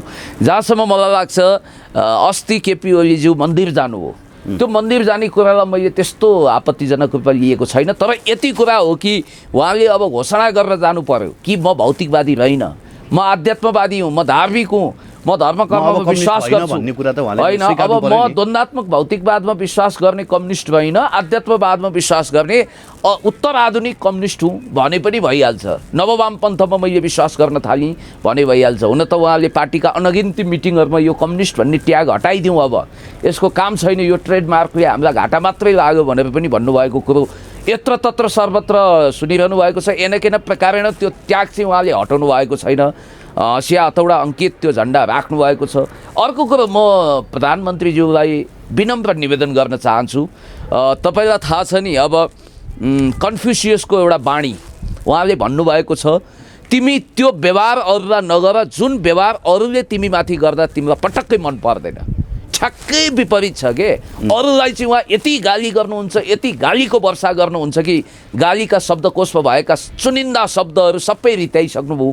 अनि आफूलाई चाहिँ कसरी छिसिक्क आलोचना गर्यो भने त्यसलाई उही राज्यले चरीलाई इन्काउन्टर गरे भन्दा पनि व्यापक रूपमा खेद्नुहुन्छ। शब्दका बाणहरू चुनी चुनी हान्नुहुन्छ, रातभरि ननिदाइकन त्यसको खेदो खन्नुहुन्छ भन्ने कुरो मैले सुनेको छु। त्यस कारणले गर्दाखेरि पोलिटिकल संस्कार बसाउनुपर्छ। जहाँसम्म मलाई लाग्छ अब देवादिदेव महादेव भनेर आध्यात्मिक गुरुहरूले पनि अब महादेवको शिर चाहिँ पशुपतिनाथ हो भनेर आइडेन्टिफाइड गरेको ओल्ड हेरिटेज साइटमा समेटिएको पशुपतिनाथमा जानु, अनि त्यहाँ हिन्दू अथवा परम्परावादीहरूको अथवा आध्यात्मिक व्यक्तिहरूको, हिन्दू पनि भन्दिनँ म, अझ वैदिक सनातनी, यो हिन्दू सम्प्रदाय चाहिँ बहुत खतरनाक कुरा हो कि। हिन्दू सम्प्रदाय, क्रिस्चियन सम्प्रदाय, मुसलमान सम्प्रदायले लडाइँ र तनाव फैलाउँछ। तर हाम्रो शास्त्रले के भन्छ भने तपाईँलाई शान्ति धैर्य धारण गर्नको निम्ति भन्छ। त्यस कारणले गर्दाखेरि हामी त अहिंसामा विश्वास गर्छौँ, शान्तिमा विश्वास गर्छौँ, सद्भावमा विश्वास गर्छौँ। र अर्को कुरो म तपाईँलाई के भन्न चाहन्छु भने जस्तो यो छ नि, प्रधानमन्त्री केपी शर्मा ओलीको चाहिँ योभन्दा अगाडि उहाँले प्रधानमन्त्री बन्दाखेरि चाहिँ ईश्वरको नाममा शपथ नखानु भएको व्यक्ति, उहाँले चाहिँ जनताको नाममा शपथ खानुभएको थियो होइन, देश र जनताको नाममा। अहिले चाहिँ उहाँ जसरी पशुपति जानुभएको छ, राजावादीहरूलाई पनि एक किसिमको मेलमिलापमा लिएर आउनु भएको छ होइन, आफ्नो गुटबन्दीमा पार्नु भएको छ। उस्तै परे पूर्व लडाकुहरूलाई पनि तानिरहनु भएको छ, पूर्व बाल लडाकुहरूलाई पनि तानिरहनु भएको छ, माओवादीकै धेरै नेता कार्यकर्ताहरूलाई पनि तानिरहनु भएको छ। यो उहाँको चुनावी एजेन्डा मात्रै हो, देखावटी यो हिन्दू राज्य बनाउँछु भन्ने खालको कतै कतै अघोषित एजेन्डा देखाइदिएर यो मत बटुल्ने चाहिँ चातुर्यता हुनसक्छ? यहाँको विश्लेषणमा के हो? अब प्रधानमन्त्रीज्यू जतिखेरसम्म पोलिटिकल कदम चाल्दै हुनुहुन्थ्यो, पार्टीको गाइडलाइनमा हिँडिरहनु भएको थियो, देश र जनताको पक्षमा आफूलाई उभ्याउने कोसिस गरिरहनु भएको थियो, त्यतिखेर पनि हामीले वाह क्या बात भन्यौँ, त्यतिखेर प्रशंसा गरेकै हौँ र गुण र दोषको आधारमा तारिफ वा आलोचना गरेकै हौँ। एमसिसी कुलमान घिसिङ प्रकरणमा हामीले उहाँको नामै नलिएर पनि सत्ताधारी प्रवृत्तिको आलोचना खुङ्खार रूपमा गरेकै हौँ। तर मलाई अहिले के लाग्छ भने हाम्रो प्रधानमन्त्रीज्यू के गरिरहनु भएको छ के, नाटकै हो, यो नाटकै हो, नाटकै हो, नौटङ्की नै हो, नौटङ्की नै हो, नौटङ्की नै हो भनेर भन्न सुहाउने गरी उहाँका गतिविधिहरू अहिले भटाभट आइरहेका छन्। जस्तो तपाईँलाई एउटा कुरा, यही कुरो भनौँ न, उहाँलाई यत्रो भगवान्प्रतिको एकदम उच्च कोटिको नमन छ अथवा श्रद्धा छ भने नरेन्द्र दामोदर दास मोदीले जस्तै उहिले त्यो पिताम्बर वस्त्र धारण गरेर अनि पशुपतिनाथ अनि चारधाम जताततै गएर दर्शन गरे हुन्छ, घण्ट बजाए हुन्छ, शङ्ख बजाए हुन्छ, त्यो उहाँको स्वतन्त्रताको कुरा हो, हामी त्यसमा केही पनि भन्दैनौँ। तर एउटा घोषणा के गर्नु पर्यो भने अब म आध्यात्मिक कम्युनिस्ट हुँ, मलाई धर्म कर्म ईश्वरमा विश्वास भयो, म भौतिकवादी रहेन भन्ने चाहिँ घोषणा इमान्दारीपूर्वक गर्नु पर्यो। आध्यात्मिक भए पछाडि ऊ कम्युनिस्ट रहिरहन्छ त होइन? अब होइन, जस्तो डाक्टर सुरेन्द्र केसीले भन्नुभएको छ नि, सुरेन्द्र केसीले जसरी विश्लेषण गर्नुभएको छ नि, नेपालका कम्युनिस्टहरू कम्युनिस्ट नै होइन भनेर। अब उहाँ भौतिकवादबाट छोडेर आध्यात्मवादतर्फ लाग्नु भयो भने त उहाँ फेरि कम्युनिस्ट रहिरहनुहुन्छ र तपाईँले भने जस्तो अब आधुनिकवाद कम्युनिस्ट अथवा अध्यात्मवादी कम्युनिस्ट त्यस्तो पनि हुन्छ र? यस्तो हो, हामी पनि पिएचडी लेभलका मानिस हौँ। डाक्टर सुरेन्द्र केसी हाम्रो अग्रज हुनुहुन्छ। मैले यति कुरा भनौँ कि उहाँको थेसिसलाई विहङ्गम अध्ययन गर्दा उहाँले जुन निष्कर्ष निकाल्नु भएको छ त्यो निष्कर्ष उहाँको रिसर्चमा आधारित होला। अब समुद्र मन्थन गर्नुभयो, कालकुट पनि आउँछ, अमृत पनि आउँछ। कालकुट कसले पिउने र हलाल कालकुट पिएर को नीलकण्ठ हुने अनि अमृत पिएर को अमर हुने भन्ने कुरा छुट्टै होला। तर मलाई जहाँसम्म लाग्छ कोही पनि कम्युनिस्ट रहेनन् भन्ने निष्कर्ष चाहिँ फेरि आफैमा अतिवादी निष्कर्ष हो। सच्चा कम्युनिस्टहरू नेपालका सच्चा कम्युनिस्ट चाहिँ को हुन सक्छ? होइन, किन छैन? जसले समाजवादमा विश्वास गर्छन्, जसले जनताको घाँसपास कपास शिक्षा स्वास्थ्य सुरक्षाप्रति आफूलाई समर्पित गरेका छन्, जसले वर्गीय निष्ठा त्यागेका छैनन्, ती सबै कम्युनिस्ट हुन्। र एकाध मानिसहरूले प्रधानमन्त्रीज्यूले पिताम्बर वस्त्र धारण गर्ने दिशामा जानुभयो अथवा उहाँले कम्युनिस्ट आचरण अनुरूप काम गर्नु भएन भन्दैमा नेपालमा सच्चा कम्युनिस्ट छैनन् भन्ने अतिवादी निष्कर्षमा पनि त पुग्नु भएन सर। अर्को कुरो म तपाईँलाई भन्छु है, प्रधानमन्त्रीज्यूलाई चाहिँ म के भनौँ, पिसी सरकारले पठाएको जादुको छडी घुमाउने एउटा जादुगर भनौँ कि, अथवा चटके भनौँ कि, अथवा एउटा कन्सपिरेटर षड्यन्त्रकारी भनौँ कि, अथवा एउटा महाधूर्त महाचलाक व्यक्ति कनिङ क्लेभर भनौँ कि के भनौँ, जस्तो कि उहाँका महिमाहरू वर्णन गर्न त यहाँ दसौँ हजार जिब्रा भएका शेषनाग नै टप्किनु पर्ने भयो के। जस्तो दुई तिनवटा उदाहरण तपाईँले दिनुभयो नि त। पहिला उहाँ ईश्वरको नाम भन्ने शब्द स्केप गरेर जनताको नाम भन्ने, ठिक छ, जनता जनार्दन हुन्, ईश्वर हुन्, त्यो अर्थमा राम्रै कुरा होला त्यो। र कम्युनिस्टहरूले त्यसरी आफूलाई अभिव्यक्त गर्नुलाई मैले आपत्तिजनक रूपमा लिएको छैन। अनि अहिले चाहिँ मठ मन्दिर धाउँदै हिँड्ने, कमण्डलुनी बोक्न तयार भए जस्तो गर्ने। अनि अर्को कुरा के छ भने रामनामी बरको यस्तो हो सर, म अलिकति यहाँ जोडौँ थोरै। जस्तो अलिकति बुढेसकाल लागे पश्चात नि मानिसहरू अध्यात्मतर्फ आकर्षित हुन्छन् कि, त्यो स्वभावले पनि उमेरले मान्छे त्यो स्वभावले पनि अध्यात्मतर्फ आकर्षित हुँदो रहेछ। त्यो त्यही कज चाहिँ प्रधानमन्त्री केपी शर्मा ओलीलाई पनि लागू हुनसक्छ। यसो दुईवटा पहलुहरू छन्, दुईवटा पक्ष छन्। एउटा उपयुक्तवादी राजनीति, जस्तो कि तपाईँले राजावादी र केपी ओलीज्यूको बिचमा, प्रधानमन्त्रीज्यूको बिचमा घोषित अघोषित मोर्चाबन्दी र गठबन्धन छ भनिरहनु भएको छ। त्यहाँ मैले घिउ बेचुवा र तरबार बेचुवाको भन्दा ठुलो छेना झाप्टी देखेको छु। किनभने जो मानिस, जुन नेताले आफ्नो 50 वर्षदेखिको सहयोद्धालाई एकै घन्टामा घात गर्न 1 मिनट पनि लगाउँदैन, एकै घन्टाभित्र घात गरिसक्छ, त्यो पनि 1 मिनटभित्रको अन्तिम समयमा, त्यसले हिजो चिनेका, हिजो जानेका, मनमनमा घृणा गरेका, अनि त्यसपछि उहाँलाई यो फिलिङ पनि छ कि अहिले शीतल निवासमा विद्यादेवी भण्डारीज्यू हुनुहुन्छ। राजावादीहरू मूर्ख हुन् कि सोझा हुन्, उनीहरूले थाहा पाउनुपर्छ। र उहाँले विद्यादेवी भण्डारीजीको हित प्रतिकूल उहाँलाई राष्ट्रपतिबाट अपदस्थ गर्ने गरी राजावादीसँग गठबन्धन गर्नुहुन्छ। यो त के भने थाङ्नामा सुत्नेहरू रहर जस्तो लाग्छ। अनि मृगौला मेरो बेची पाऊँ भन्नेको मृगौला उहाँले कसैले पनि बेचिदिन्छ, त्यो ठुलो कुरै होइन। म यति कुरा भन्छु कि 10 टाउके रावण त्यति चलाक थिएन होला, प्रधानमन्त्रीज्यू त्यति 10वटा टाउकोले जस्तो सोच्नुहुन्छ एकैचोटि। त्यस कारणले गर्दाखेरि अन्तिममा ठगिने, रुने, घाटामा पर्ने, एक साईसँग ठगिने राजावादीहरू, उतातिर के पूर्व राजाकै नाम धारण गरेका साईसँग ठगिने राजावादीहरू केपी ओलीसँग ठगिन कुन बेर लाग्छ र? त्यसकारण उहाँहरूको सपना हुरीले उडाउँछ। उहाँ कहिल्यै राजावादी भएर मुख्य रूपमा आउनै सक्नुहुन्न, यो कुरा याद गर्नुहोला। नम्बर 1 केपी ओली तपाईँहरूले नै आरोप चाहिँ लाइरहनु भएको छ नि त, केपी ओली प्रतिगमनतर्फ उन्मुख भए, यो संविधान च्यात्ने भए, 47 सालको संविधान स्वतः बिउतिने भयो। 47 सालको संविधान बिउतिने भनेको त राज संस्था, संवैधानिक राज संस्था पनि बिउतिनु होइन र? होइन, त्यो चाहिँ रिभेन्जमा जाँदा यो पराकाष्ठासम्म पनि उहाँ पुग्दिन सक्नुहुन्छ। आफूले नपाउने कुर्सीलाई उहाँले तरबार हानेर, खड्ग हानेर त्यो भाँचकुच गर्नुहुन्छ, काटिदिनुहुन्छ भन्ने कुरोको एजम्सनको आधारमा, त्यसको इन्टरप्रिटेसनको आधारमा त्यो निष्कर्षमा हामी पुगेका हौँला।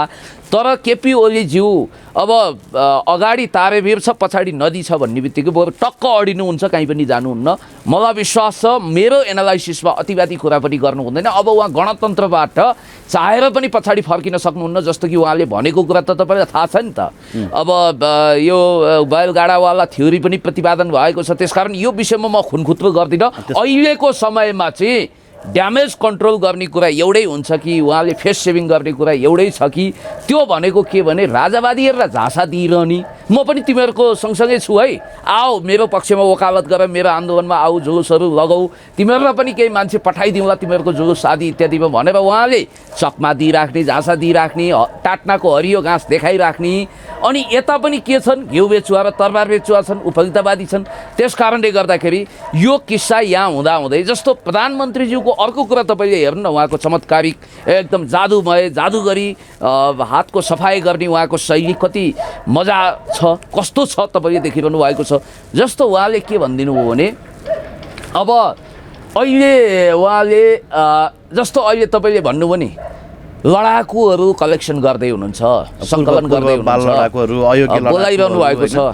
तर उहाँले नेकपा मसालको ब्याकग्राउन्ड बोकेको एकजना मित्रलाई बोलाएर लडाकुको त्रिशक्ति पट्ट भेराइदिनु भयो उहाँका त्यस्ता काम पनि तपाईँले देखिरहनु भएको छ जोसँग अस्ति भर्खर मेरो डिबेट भएको छ अनि अर्को कुरो उहाँ चाहिँ लडाकुको नेता अरे अब जस्तो लडाकुको अगाडि ल हटाइदियो भने के हुन्छ डाकु हुन्छ र डाकुहरूको समूह त उहाँले परिचालन गर्नुहुन्न किनभने चक्रे मिलन चरी आदि इत्यादिको किस्सा सुन्दा सुन्दै अहिले त उहाँ प्रधानमन्त्री बालकृष्ण ढुङ्गेल कालीबहादुर खाम होइन यस्ता व्यक्तिहरूलाई पनि त उहाँ लाँदै हुनुहुन्छ अर्को एकजनाको पनि नाम आइरहेको छ अहिले पछिल्लो समय जो भनौँ न हत्याकै आरोप लागेका व्यक्तिहरूलाई पनि उहाँले त बालवटारै बोलाएर टिका लगाइदिनु भयो भन्ने आम सञ्चार माध्यममा त्यस्ता समाचारहरू पनि आइरहेका छन् ए बाबा कालीबहादुर खामजीको विषयमा उहाँहरूले भनेको कुरा म तपाईँलाई भनिदिन्छु काली भनेको कालो हुन्छ त्यो खाम चाहिँ खाममा पैसा बुझ्ने खालको कालो चित्त भएको मान्छे भनेर उहाँहरूले भाषणबाजी गरिरहनु भएको थियो रामहरि श्रेष्ठ हत्या प्रकरण ताका म आज भन्न चाहन्छु रामहरि श्रेष्ठको रगतले कटकटिएको हात बोकेका कालीबहादुर खामलाई जहाँ हुन्छ त्यहीँ गिरफ्तार गर्नु पर्यो भनेर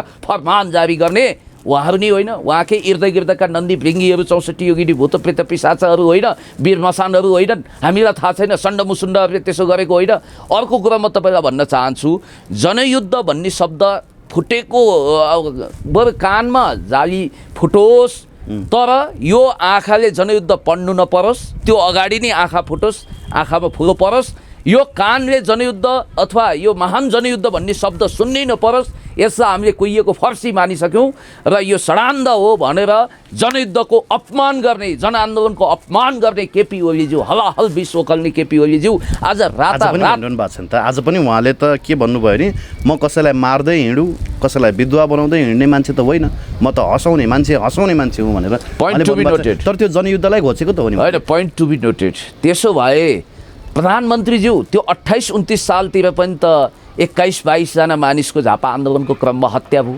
त्यो त टाउको नै काटिएको छ अनि त्यतिखेर धर्म ढकाल कर्णबहादुर गौतम लगायतका व्यक्तिहरू बिमलीहरूको हत्या भएको छ अनि त्यो हत्या चाहिँ के मङ्गल ग्रहबाट एलियन आएर गरे अथवा अमेरिकाबाट भारतबाट सेना आएर गरे होइन होला नि त त्यो त झापा विद्रोहका नायक सिपी मैनालीज्यूले त्यसको नैतिक जिम्मेवारी लिनुभएको छ र त्यो आन्दोलनमा तपाईँ पनि हुनुहुन्थ्यो तपाईँ पनि कार्यकर्ता अथवा नेताको पङ्क्तिमा हुनुहुन्थ्यो त्यसकारण 14 वर्ष त जेल बस्नुभएको 14 वर्ष त्यो अभियोगमा जेलै पर्नु हो अनि 21 जनाको सिउँदो पुछिएको घटना चाहिँ के त्यो जोक्स थियो चुड्किला थियो मजाक थियो अनि तिनीहरूको आँसुले चाहिँ पोल्दैन होला यहाँ हजारौँको एउटा युद्धको क्रममा हत्या भयो होला राज्य पक्षबाट 75% मारिए विद्रोही पक्षबाट अलिकति मारिए होलान् त्यसप्रति गैर न्यायिक हत्याप्रति पश्चाताप गर्नुपर्छ क्षमा याचना पनि गर्नुपर्छ म त्यो भन्छु तर मैले यो भनिरहेको छैन कि राजनीतिक आन्दोलनको क्रममा कसको बिपीको हात रगतले लतपतिएको होइन र नेपालको एउटा मलाई पार्टी देखाउनुहोस् जसको पृष्ठभूमि रक्तरञ्जित छैन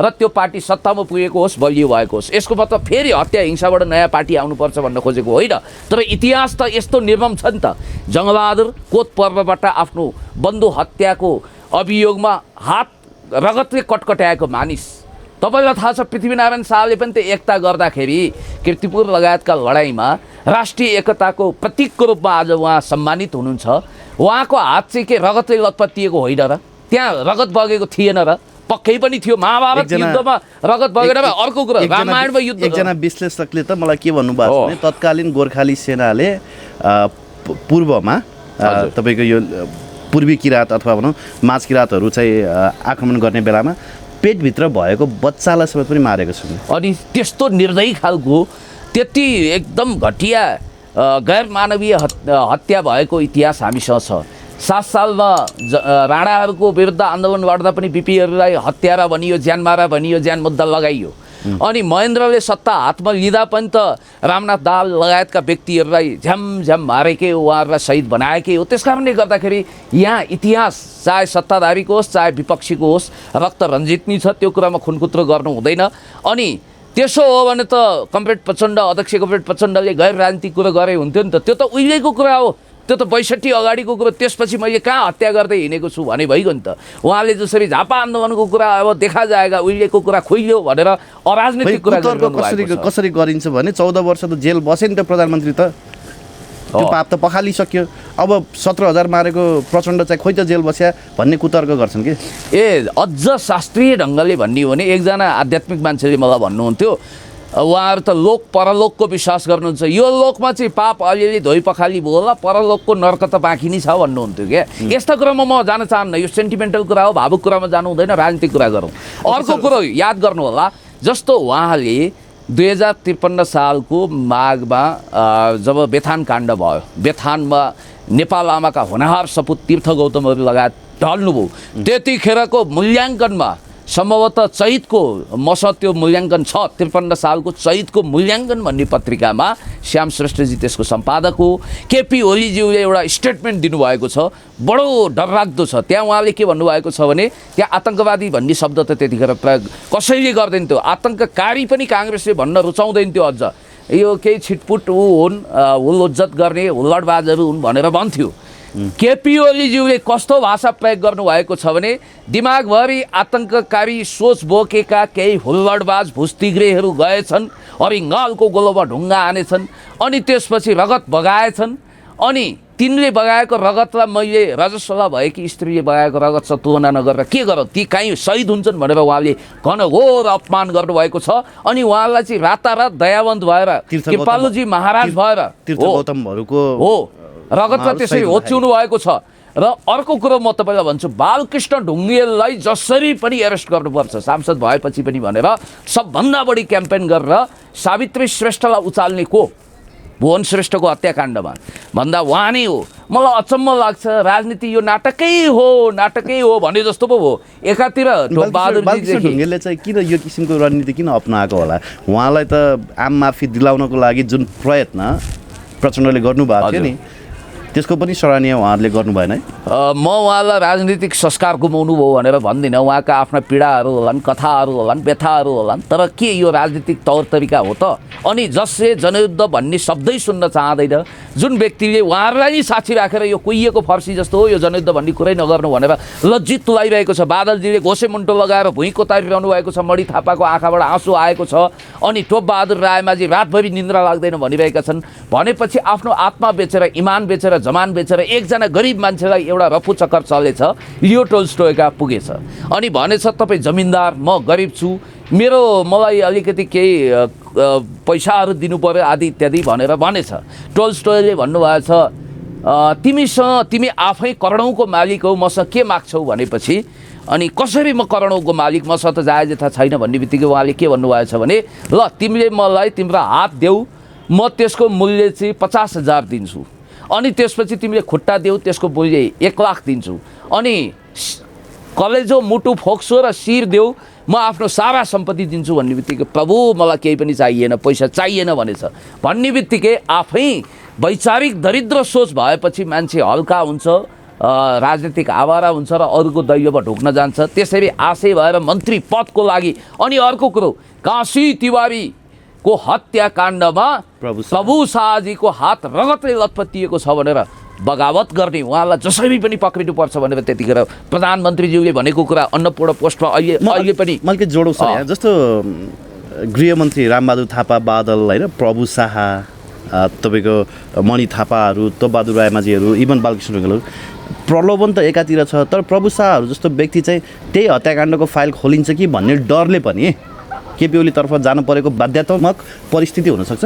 राजनीति निख्रिसकेपछि यसलाई म सोसियल कन्ट्र्याक्ट त भन्दिनँ जिन ज्याक रुसोको जस्तो। यो पोलिटिकल कन्ट्र्याक्ट गरेर आफूलाई सेफ साइडमा ल्याउने, त्यसलाई एक हिसाबले पोलिटिकल सरेन्डर पनि भन्न सक्नुहुन्छ। घोडा टेक्ने, आत्मसमर्पण गर्ने, जस्तो कि मैले सुनेको छु, अब यो कति फ्याक्ट हो, गृहमन्त्री रामबहादुर थापाजीलाई यसरी तर्साइयो अरे निर्मला हत्याकाण्डको फाइल खोल्न सक्छ तपाईँको छोरो फलाना, उहाँ त्यतिखेर त्यहीँ पुगेका छन्, चस्मादित गवाहहरूले बयान दिइसक्यो भनेर उहाँले तर्साइसकेपछि उहाँ यता मिटिङ बस्दै थियो नेकपाको सचिवालयमा, बादलजी जाँदै हुनुहुन्थ्यो, त्यहाँबाट गाडी मोड्नुभयो अरे। अनि विष्णु पौडेलजीको पनि यता श्रद्धेय अध्यक्ष कमरेड प्रचण्ड र कमरेड माधव कुमार नेपालले नेतृत्व गरेको मिटिङमा जाँदा जाँदै बाललटारको फाइल खोल्ने भयो, के गर्नुहुन्छ भनेपछि उहाँको पनि गाडी मोडिएछ। अनि शाहजीको हकमा पनि त्यही होला, त्यस कारणले गर्दाखेरि टोपबहादुरजीलाई पनि त्यसै गरी तर्साइएको होला। यहाँ त के भने मजबुरीका नाम महात्मा गान्धी भने जस्तो। अर्को अलिकति मेरो एउटा कुरा सुनेपछि तपाईँको प्रश्नको जवाब दिन्छु। उहाँको एउटा जादुगरी शैली कस्तो देखियो भने, जस्तो हामीले भन्न मिल्ला, हामी त पोलिटिकल क्याम्पेनर हौँ, आफ्नो आवाज बुलन्द गर्छौँ, राजनीतिक अभियान चलाउँछौँ, सत्तामा पदमा छैनौँ, राजकीय निकायमा छैनौँ, तर उहाँ हेड अफ दि गभर्मेन्ट हुनुहुन्छ, एक्जिक्युटिभ हेड हुनुहुन्छ।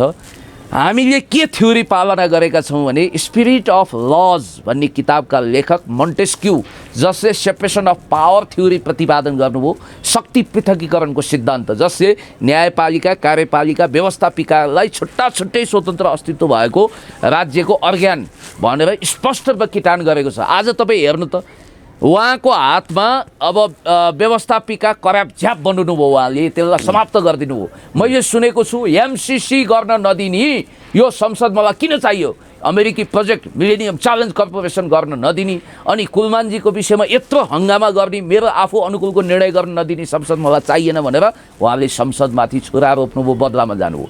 अनि न्यायालयको कुरा तपाईँले देखिहाल्नु भएको छ, उहाँको भाषण तपाईँले सुन्नुभएको छ नि, राजनीतिक फैसला गरियो, यो उल्टिँदैन, संसद कुनै हालतमा पुनर्स्थापना हुँदैन भनेर प्रधान न्यायाधीश अब हाम्रो के राणा रे उहाँ चोलेन्द्र शमशेर जङ्गबहादुर राणाजी हो कि उहाँ हो, उहाँले त उही खिलराज बेगमी प्रधान न्यायाधीश हुँदाहुँदै प्रधानमन्त्री बनेर शक्ति पृथकीकरणको सिद्धान्त उल्टाएका थिए। अहिले उहाँ आफै हेर्नुहोस्, आफू प्रधान न्यायाधीश जस्तो बनिरहनु भएको छ। त्यस कारणले गर्दाखेरि यो विचित्रको महिमा लीला अपरम्पार ढङ्गले उहाँले देखाइरहनु भएको छ र मलाई आशा छ निर्वाचन आयोगको बारेमा उहाँले के भनिरहनु भएको थियो हामीलाई थाहा छ, उहाँका कार्यकर्ताहरू भन्दै हिँडेका थिए। अब हेर्नु होला, यो हामीले जो 2500 सम्मको जम्बरी बनाउँदैछौँ त्यसलाई उसले टाँचा लगाउनेछ, अनुमोदन गर्नेछ। र निर्वाचन आयोगको प्रमुख आयुक्त, अरू आयुक्त त हाम्रै काखपल्टामा हुर्किएका, हाम्रै मानिस, हाम्रै समस्या खाएर हुर्किएका जस्तो कुरा गरिरहनु भएको थियो, हेपिरहनु भएको थियो। आज तपाईँले देख्नुभयो नि, हुन त त्यो मसक्क आँटेर सम्पूर्ण हिसाबले कानुनी हिसाबले निर्णय त उसले दिइसकेन, तर दिन सकेन। तर एउटा कुरा त पक्का हो कि 75% उसले न्यायिक निरूपण गर्यो। उसले के भनिदियो भने यो अहिले जो म्यादी अथवा फ्यान क्लबको रूपमा देखा परेका, अब यो एक हिसाबले कतातिर ज्यालामा नमिलेको कुन्नी के जाति भने जस्तो अड म्यान अल टाइपको जुन फ्यान क्लबको विस्तार गर्नुभएको छ उहाँले, म्यादी प्रहरी जस्तै छन्, तिनको त अब हजारीलाल केन्द्रीय सदस्य त हावाले उडाइदियो। त्यस कारणले गर्दाखेरि आधिकारिक पार्टी भनेको त्यही 441 वाला केन्द्रीय कमिटी नै हो र त्यसले गरेको निर्णय नै अनुमोदन हुन्छ भनेर उहाँहरूले अदालत उसले फैसला सुनाइदियो निर्वाचन आयोगले। म सुन्दैछु चोलेन्द्र शमशेर जङ्गबहादुर राणाले अहिले केपी ओलीज्यूलाई चिनायो भने अरिङ्गाल जस्तो खनिएलान्, तर मैले नियम कानुन ऐन अनुसार नै निर्णय सुनाउनुपर्छ, गैर संवैधानिक फैसला सुनाउन सक्दिनँ, त्यसकारण संसदको पुनर्स्थापना गर्नुपर्छ भन्ने मान्यता उहाँले अङ्गीकार गर्दै हुनुहुन्छ र सो अनुरूप फैसला आउँदैछ। त्यसपछि केपी ओलीज्यू तपाईँको अगाडि बहादुरी से पछि हटो, अर्थात् बहादुरीका साथ पछाडि हटेर पार्टी निर्णय मान्ने कि अथवा आत्मकथा लेख्न बालकोटतिर गएर राजनीतिमा सन्यास लिएर आफ्नो आयु बढाएर युवाहरूले देश चलाएको हेर्ने छनौट र विकल्प तपाईँको। जस्तो अघि म एउटा प्रश्न गर्न खोज्दै थिएँ, यहाँले सबै कुराहरू मोडेर अन्त्य नै गर्नु। जसरी प्रभु शाहहरूकै कुरामा थियौँ हामी, हजुर, जसरी यो फाइल खोलिने डर धम्कीले चाहिँ उहाँहरू केपी ओली गुटमा लाग्नु भएको हुनसक्ने आशंका यहाँले जुन व्यक्त गर्नुभयो, आज प्रचण्ड माधव नेपाललाई पनि निकै थर्काइएको छ नि। ललिता निवास प्रकरणमा माधव नेपाललाई जेल हाल्छौँ भनेर त त्यो विभिन्न व्यापक समाचारहरू बनाइरहेका छन् मानिसहरूले। प्रचण्डलाई चाहिँ हामी क्यान्टोनमेन्टको फाइल खोल्छौँ भनेर थर्काइरहेका छन् होइन। त्यत्रो प्रधानमन्त्रीसँग पावर छ, एब्सोल्युट पावर छ होइन। इभन राष्ट्रपतिजीसँग पनि, राष्ट्रपतिजीको पनि सबै कुराहरू सबै कुराहरू उहाँले अनुमोदन गरिदिनु भएको छ होइन, संसद विघटनै उहाँले सिधै अनुमोदन गरिदिनु भएको छ भने प्रचण्ड माधव नेपाल चाहिँ किन डराउनु भएन त? आज प्रदीप गेवालीले समेत हामी धुलो परेका फाइलहरू टकटक्याउँछौँ भनेर एउटा खालको होइन आशय व्यक्त गर्नुहुन्छ। होइन, हिजो उहाँहरूले चुम्मा चाटी गर्दा उहाँ आफैले आफ्नो अर्को क्याप्टेन कमरेड प्रचण्डलाई इतिहासको एउटा महान साहसी पुरुष जसले त्यत्रो क्रान्तिको नेतृत्व गरेर आज शान्तिको पनि माला पहिरिएर हिँडिरहनु भएको छ र हामीसँग गला जोड्नु भएको छ, अब हामी महान पार्टी बनाउँछौँ भनेर उहाँले नै गाउँ छर्किएर सुनपानी छर्किएर चोख्याएको होइन। त्यसको अर्थ किनकि महेश बस्नेतजीहरूले त त्योभन्दा अगाडि नै अख्तियार धाइसक्नु भएको थियो। स्वयं महेश बस्नेतजीको सम्पत्ति शुद्धिकरण भयो भने के नतिजा निस्किएला त्यो विषयमा उहाँले कति सोच्नु भएको छ। अनि अर्को कुरो म तपाईँलाई भन्न चाहन्छु, महेश बस्नेतजीलाई पनि मेरो उहाँ कुनै समयको मित्र हुनुहुन्छ, लान्छित गर्न चाहन्न। उहाँको आफ्नो किताब, म महेश किताब लेख्ने बेला त भएको छैन, तर पनि उहाँलाई हुटुटी चलो म पनि ओलीज्यूको नजन्माएको छोरो हुँ, केपी बाको मानसपुत्र हुँ भन्ने उहाँलाई पनि छ। उहाँले के अरे रामहरि श्रेष्ठको दाई बनेर, नक्कली दाई बनेर एफएममा इन्टरभ्यू दिनुभएको छ। एउटा राजनीतिक कर्मीलाई त्यो सुहाउँछ, किताबमै लेख्नु भएको छ, हेर्नु होला। अस्ति कृष्ण पहाडीले पनि त्यो प्रसङ्ग उब्जाउनु भएको थियो, पेज नम्बर सम्भवतः 67 मा त्यो लेख्नु भएको छ, मसँगै किताब छ।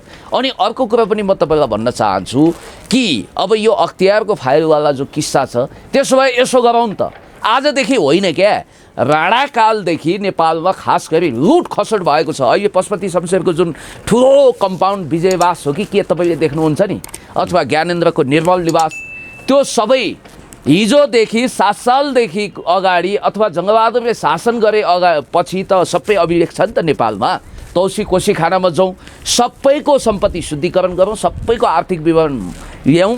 त्यस बेलादेखि अहिलेसम्म कोत पर्व पछिका प्रधानमन्त्रीहरू सबैको अब चियान खोतलौँ, सबको छानबिन गरौँ। ल फलाना तिलाना ढिस्काना यो फाइल कहाँ अख्तियारले मात्रै, तौसी कोसी खानामा जाउँ, अन्त जाउँ, जहाँ जहाँबाट पाइन्छ 2-4 ट्रकै होला त्यो ल्याउँ, उच्चस्तरीय सम्पत्ति शुद्धिकरण तथा छानबिन आयोग बनाउँ, अख्तियारलाई अझ शक्तिशाली बनाउँ, दायरा फराकिलो पारौँ। र म के आह्वान गर्न चाहन्छु भने, हिजो केपी ओलीज्यूले राधिका साक्यजीसँग विवाह गर्दाखेरि मसँग त एउटा राम्रो डेरा पनि छैन, सुत्ने ठाउँ पनि छैन, साथीहरूसँग सुत्छु, तिमी काठमाडौँमा जन्मिएकी, मैले कसरी तिमीलाई पालौँला, कसरी हुर्काउँला, के गरौँला, म त चरिनाङ्गो छु भनेर भन्नुभएको।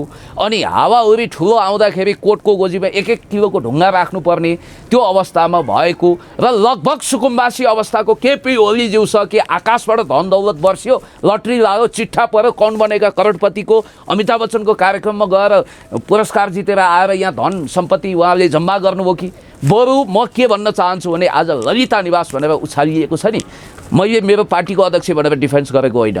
उहाँको पिताजी प्रोफेसर हुनुहुन्थ्यो, मध्यमवर्गीय परिवार, भाइहरू इन्जिनियर हुनुहुन्थ्यो, पत्नी जागिरे ब्याङ्कको अफिसर, माधव नेपाल स्वयं म्यानेजर हुने अप्सन छोडेर जेनरल म्यानेजर भइदिएको भए अझ बढी सेतो धन्ने उहाँसँग कति हुन्थ्यो। उहाँले जिन्दगीमा आज पनि भन्छन् क्लिन इमेजको व्यक्ति हो, उहाँले कसैसँग रकम कलम लिनु भएन। त्यो कर्मचारीहरूको सरसल्लाहमा बालटारको जग्गा विस्तार गरौँ भन्दाखेरि त्यो ढङ्गले कहिलेकाहीँ काम गर्दै जाँदा त्यो मान्छेले चकित पारिदिने त्यस्ता खालका फैसला गर्छन् र त्यसमा उहाँ दोषी होइन भनेर सबै कर्मचारीले पनि भनिरहेका छन्। नखाएको विष त नलाग्ला नि, यो देश त फेरि मैले कहिल्यै पिउँदिनँ, चिया र पानी बाहेक केही पिउँदिनँ, तैपनि यसैले पिउँछ भनेर भनिदिन्छन्। अब योभन्दा ताजुब लाग्दो विषय के हुन्छ र? पिउँछ पनि के, कोकाकोला पनि होइन, रक्सी पिउँछ भन्छन्। जाँडको घ्याम्पामा डुब्नेहरू रक्सीको स्विमिङ पुलमा तैरिनेहरूले मलाई त्यस्तो घटिया आरोप लगाउँछन् भने त्यसको विषयमा म केही खण्डन गर्दिनँ। केपी ओलीज्यू, तपाईँका काठमाडौँमा बनेका हामीले देखेका 2 अत्याधुनिक बङ्गला र फराकिलो कम्पाउन्डको स्रोत खोज्न हामी सम्पत्ति शुद्धिकरण आयोगमा गयौँ भने के होला त? अनि एक अर्कामा लडाइँ गर्ने, अब राजनीतिक मुद्दा थाती राख्ने, जग हँसाउने, शत्रु हँसाउने, यदुवंशीय लडाइँमा जाने, यो हुनै सक्दैन।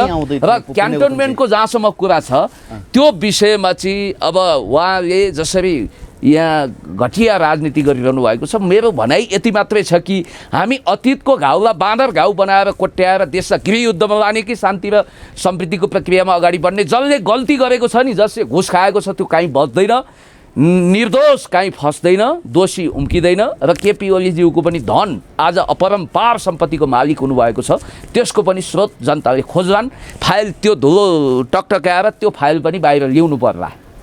अब अन्तिममा नि जुन हजुर। हिसाबले एउटा राजनीतिक भन्दा पनि गैर राजनीतिक हिसाबको आरोप प्रत्यारोप भनेर त यहाँले पनि भन्नुभयो होइन हजुर। यो श्रृङ्खला चलिरहेको छ आजको दिनमा जुन किसिमको झगडा चाहिँ सतहमा देखिएको छ नि यसले चाहिँ त्यो कम्युनिस्ट आन्दोलन जसरी चाहिँ हिजोको दिनमा टुटफुट हुँदै एउटा ऐतिहासिक एकतासम्म आएको थियो होइन अब यस पछाडि नेपालबाट कम्युनिस्टहरू चाहिँ पलायन हुने दिनहरूको सुरुवात भएको हो यहाँले विश्लेषण गर्नुपर्दा के होइन भन्नुहुन्छ अब गाँड खोराखोर भुँडी फोराफोर खुब भयो र बिचबिचमा काले काले मिलेर भाले खाने प्रबन्ध पनि गर्न खोजियो होला यो कम्युनिस्ट आन्दोलन मात्रै होइन फुट र बिग्रहको शिकार त राप्रपा कतिचोटि फुट्यो काङ्ग्रेस पनि पटक पटक फुट्यो हामी पो याद गर्दैनौँ मातृका काङ्ग्रेस बिपी काङ्ग्रेस सुवर्ण काङ्ग्रेस अहिले फेरि अर्को बिपी काङ्ग्रेस जन्मिएको छ बिचबिचबाट चोइटिएर जाने क्रम अस्ति प्रजातान्त्रिक काङ्ग्रेस जन्मियो फेरि एकताबद्ध भए मलाई जहाँसम्म लाग्छ सानो कसौडीमा बाक्लो दाल खान पल्किएकाहरूले नाटकै गर्नको लागि अनेक तानाबाना गर्छन् तर हामीलाई जुटेर अगाडि बढ्ने मात्रै म्यान्डेट छ कम्युनिस्ट पार्टी फुट्दैन फुटेको छैन अहिले पनि केही निश्चित मानिसहरू पलायन हुन सक्छन् मूलधारको नेपाल कम्युनिस्ट पार्टी यहीँ छ र अर्को कुरो पनि म तपाईँलाई भन्न चाहन्छु कि हामी एकताबद्ध भएर जानुको कुनै विकल्प छैन कानुनी रूपमा हामी फुटेका छैनौँ र हामी नेता कार्यकर्ताहरू एक ठिक्का भएर पार्टीको यो समृद्धि देशको समृद्धिको निम्ति देशको पक्षमा जनताको पक्षमा विकासको पक्षमा समृद्धिको पक्षमा अन्याय विरुद्ध अत्याचार विरुद्ध भ्रष्टाचार विरुद्ध हर किसिमको विकृति विसङ्गति विरुद्ध राष्ट्रियताको धरोहर थामेर अगाडि बढ्नको निम्ति एकताबद्ध हुनुको विकल्प छैन हामी फुट्दैनौँ हामी जुटेरै जान्छौँ र तपाईँले देखिरहनु भएको छ विशाल विशाल राज्यले स्पोन्सर गर्दा पनि उहाँहरूले मानव समुद्रको नाउँमा अब प्रधानमन्त्रीज्यूको त महिमा कस्तो जिब्रो हो उहाँको ब्लेड जस्तो तिखो यहाँ लाखौँ लाख 3 लाख जति जनता भेला भयो भनेर हाम्रो पार्टीका मानिस र स्वतन्त्र पर्यवेक्षकले 1.5 लाख चाहिँ पक्कै थिए भनिरहेको बेला उहाँले भनिदिनु भएछ केही हजार 20,000 30,000 त्यसो भए म भन्छु उहाँहरूले अहिलेसम्म सबैभन्दा बढी निकालेको जुलुस धनगढीमा हो त्यसलाई के म 200 र 300 थिए भनौँ 100 वा 200 थिए भनौँ अपमान गरौँ यदि यहाँ हजारौँ हो भने त्यो पनि केही 100 मात्रै हो र हिजो बुटोलमा निकालेको जुलुस देखेर उहाँको रातभरि निन्द्रा लाएन भन्ने कुरो पनि कसैले सुनाउनु भयो त्यसकारण यो टाउको गनेर सङ्ख्याबल गनेर भन्दा पनि आधिकारिक नेकपा खोज्न बाललटारतिर बरालिने होइन यहीँ छ आउनुहोस् अगाडि बढौँ र देश र जनताले भनेको हामी आर्थिक समृद्धि र विकासमा अगाडि बढ्नुपर्छ भन्ने म्यान्डेट हामीलाई दिएको छ देश र जनताले र त्यो म्यान्डेट पुरा गर्नको निम्ति हामी कुनै कसर बाँकी राख्दैनौँ मैले अघि एउटा प्रश्न छुटाएँ यहाँले अलिक फास्ट कुराहरू बोल्नुभयो म त्यस कुरालाई फलोअप गरिरहन सकिनँ होइन त्यसको लागि क्षमा चाहन्छु तर यो प्रश्न जोड्नै पर्ने छ किनभने हिजो मात्रै जो बाइडेन राजनीतिमा आइसके पश्चात होइन राष्ट्रपतिको शपथ लिइसके पश्चात चाहिँ ऱ्यान्डी बेरीको एकदमै सक्रियता बढेको छ उहाँले चाहिँ हिजो सैनिक मुख्यालयमा गएर चाहिँ सेनापतिसँग भेटघाट गर्नुभयो एक त एमसिसीको पक्षमा उहाँहरू हुनुहुन्छ होइन एमसिसी चाहिँ छिटो लागू गर्नुपर्छ भनेर जबकि संसद विघटन भइसकेको छ उहाँहरू चाहिँ एमसिसी छिटो लागू गर्नुपर्छ भनेर बोल्नुहुन्छ यो कता कता तारतम्यहरू केही न केही सेटिङ के छ के भइरहेको छ किनभने भारतको इसारामा होइन यो चाहिँ अमेरिकी साथ पाएर चाहिँ प्रधानमन्त्री केपी शर्मा ओलीले संसद विघटन गर्नुभएको हो भनेर धेरै विश्लेषकहरूले बोलिरहनु भएको थियो अब यहाँ त चिनिया याङछीको सक्रियतालाई आलोचना गर्ने व्यक्तिहरू अमेरिकी सक्रियतालाई त एकदमै स्वीकार्य नमो गरिरहेछन् हात जोडेर होइन तर उहाँको सक्रियतालाई हामीले कुनै एउटा शङ्कास्पद मुभको रूपमा लिनुपर्छ कि पर्दैन के भन्नुहुन्छ पोइन्ट टु बी नोटेड एकदम गहन प्रश्न तपाईँले उठाएर यसको उत्तर दिने मलाई मौका दिनुभयो धन्यवाद दिन्छु एकदम संक्षिप्तमा म भन्छु हाम्रो बहस पनि यो जोगीकै अखडामा बसेर गरिएको वेदान्ती बहसभन्दा कम लामो छैन जहाँसम्म मलाई लाग्छ फ्रम द भेरी बिगिनिङ हामीले के कुरा बुझ्नुपर्छ भने कमरेड केपी ओलीज्यू जो प्रधानमन्त्री हुनुहुन्थ्यो हामी जस्ता मान्छे पनि ताज्जुब भयो चकित भयौँ हामीले त उहाँ त एकदम राष्ट्रवादी हुनुभएछ भन्ने ठान्यौँ कुरो त्यस्तो होइन रहेछ क्या जस्तो महाकाली सन्धि गर्दाखेरि डक्ट्रिन अफ फेयर भन्छ नि त्रासको सिद्धान्तले काम गरेको भनिन्छ त्यतिखेर उहाँले तात्कालीन अध्यक्ष कमरेड मनमोहन अधिकारी र कमरेड माधव कुमार नेपालज्यूलाई एउटा जिकिर गर्नुभएको छ हामीलाई मदन भण्डारी बनाइदिन सक्छन् र हामी कहिले सत्तामा नजान सक्छौँ हाम्रो पार्टी पनि फुट्नेछ म त यो पार्टीमा रहन सक्दिनँ भनेर जिद्दी लिडेडिपी गरेको हुनाले महाकाली सन्धि जबरजस्ती आँसु पिएर गर्नु परेको थियो भनेर आज पनि शीर्ष नेताहरूले हामीलाई बताइरहनु भएको छ नम्बर 1 उहाँको सुरुदेखि नै के छ भन्दा भारतीय संस्थापन रसँग अनन्य सम्बन्ध रहेछ हामी झुक्किएको रहेछौँ बिचमा ओहो हामी भावुक मान्छे अनि गदालाई धोएपछि गाई पनि हुन्छ भनेर तत्काल विश्वास गरिहाल्ने मान्छे पऱ्यौँ मैले प्रतीकात्मक रूपमा भने है कसैलाई गदा भनेको छैन अनि तपाईँ हेर्नुहोला नाकाबन्दी ताका पनि केपी ओलीज्यूको इमेज बिल्डिङ गर्नको लागि उनीहरूले चाहेको भए सुशील कोइरालाकै पालामा ब्लकेट खुलाउन सक्थे नि, तर ठ्याक्कै केपी ओलीज्यूको पालामा खुलाएर उहाँलाई प्रतिरोधी जस्तो बनाएर डेन्टिङ पेन्टिङ गरेर लाली पाउडर घसेर मेकअप सेकअप गराएर प्लास्टिक सर्जरी गराएर नक्कली राष्ट्रवादीको आवरणमा उहाँलाई पेश गरियो। यो एकदम ध्यान दिनुपर्ने कुरा छ। अनि अस्ति सुधीर चौधरीवाला इन्टरभ्यू पनि प्री प्लानमा गरिएको, पहिल्यै प्रश्नहरू पठाइयो उहाँको छवि उजिल्याउन र फेरि युज एन्ड थ्रो गर्न। तेरो औचित्यता, तपाईँको औचित्यता पनि छैन भनेर काला पत्थरमा उभिएर नेपाल सगरमाथा विरुद्ध हलाल विष प्रकट गर्न ओकल्नको लागि सुधीरलाई लगाइयो। भनेपछि यी यावत प्रकरणले के देखाउँछ भने तर इन्डियामा दुईवटा भारत छ भनिन्छ कि, दुईवटा देश छ। एउटा भारत जसको नेतृत्व अहिले मोदीले गर्छन्, मोदी कहिले इन्डियन हुन्छन् कहिले भारतीय हुन्छन्, रसँग बढी हिमछिम हुँदा उनी भारतीय हुन्छन्, के अरे इन्डियन हुन्छन्, अनि जब उनी साउथ पोलमा बहकिन्छन् त्यतिखेर उनी के हुन्छन् भन्दा उनी भारतीय हुन्छन्। भारतीय भन्नाले अलिकति वेस्टर्न कल्चरलाई इग्नोर गर्ने, पूर्वीय सभ्यता र संस्कारमा विश्वास गर्ने, मठ मन्दिर घुम्ने त्यो। अब इन्डियन भनेको के, अमेरिकन र वेस्टर्नसँग आन्द्रा गाँसिएको, नाभि गाडिएको। अनि नेपालको सत्ता राजनीतिमा सबैभन्दा बढी प्रभाव भारतको होइन इन्डियाको छ। इन्डिया भन्नाले इन्डो वेस्ट भनेर बुझ्नु, यो कुरा स्पष्ट छ। कुनै जालन्धरले महादेवको स्वरूप धारण गरेर अब पार्वतीको छल गर्न सक्दैन सर, स्पष्ट हुनुहोस् तपाईँ। श्रेष्ठस्तानी व्रतकथामा त्यतिकै भनिएको छैन। भन्ने बित्तिकै केपी ओलीज्यू चाहिँ प्रधानमन्त्रीज्यू फ्रम द भेरी बिगिनिङ उहाँ इन्डो वेस्टमा हुनुहुन्छ। त्यो इन्डो वेस्ट नेपालमा जुनसुकै हालतमा पनि मिलेनियम च्यालेन्ज कर्पोरेसन जस्तो घातक सम्झौता गर्नुपर्छ, त्यसको एउटै बुँदा पनि एमेन्डमेन्ट गर्नु हुँदैन भनेर लागिपरेको छ। त्यसको एउटा उदाहरणको रूपमा टोपबहादुर रायमाझीजी ऊर्जा मन्त्री हुनासाथ प्रधानमन्त्रीको आदेशमा एमसिसी पास गर्छौँ भन्नुभएको छ। हिजो जब अमेरिकी महामहिम राजदूत ऱ्यान्डी बेरीले जोया बाइडेनको विजयपछिको सलखेल भनेर तपाईँले भन्नुभयो, विभिन्न शक्ति केन्द्र उनी धाइरहेका छन् र त्यो क्रममा एमसिसी बरु अध्यादेशबाट पास गर्ने हो, त्यसलाई पछि संसद बनेपछि अथवा विघटित संसद बिउत्यो भने पनि त्यसलाई ओन गर्नुपर्छ, अनि त्यसपछि नभए नयाँ संसदले पनि त्यसलाई रेटिफाई गर्छ, त्यसलाई अनुमोदन गर्छ, त्यसलाई एक्सेप्ट गर्छ, ओन गर्छ भनेर उहाँहरू त्यसरी पहल गरिरहनु भएको छ। यो गम्भीर धोखाधडी हो। प्रधानमन्त्रीज्यूको मनले त एमसिसी पास गरिसक्यो, उहाँको मनले होइन व्यवहारकै कुलमान हटाइदिनु भयो। उहाँलाई त खालि गुलाम अली चाहियो, ल्याकत अली र तपाईँको किस्मत अलीको त कामै छैन।